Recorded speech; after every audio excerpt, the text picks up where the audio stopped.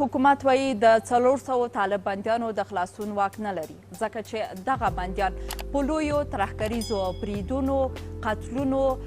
جنسي تیري د ښځو صحرایي محکمه کولو او داسې ورته سختو جرمونو کې ښکیل دي نو د افغانستان اساسي قانون او د جزا کود ورته اجازه نه ورکوي چې دغه بندیان له بنده خوشي سي خو د ولسمشرۍ ماڼۍ ویان صدیقي وایي دا په دې معنا نه ده چې افغان حکومت په بشپړه توګه د دغو بندیانو د خلاصون په تړاو منفي ځواب لري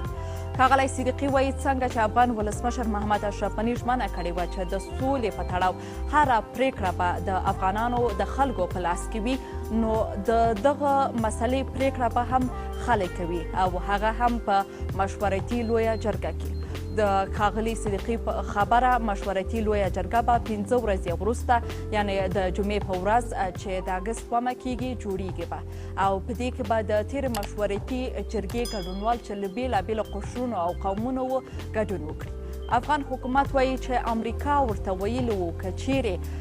دوی د طالبانو 4600 بندیان خوشي کړي نو دغه ډله به افغان حکومت سره د بین الافغاني خبرو پیل ته کینی او دا خبرې به ورسره پیل کړي خو اوس افغان حکومت وایي چې طالبان ورځ تر بلې د افغان سولې بهیر په وړاندې خنډونه او بهانې جوړوي افغان حکومت وایي دوی سولې ته ژمنتیا لري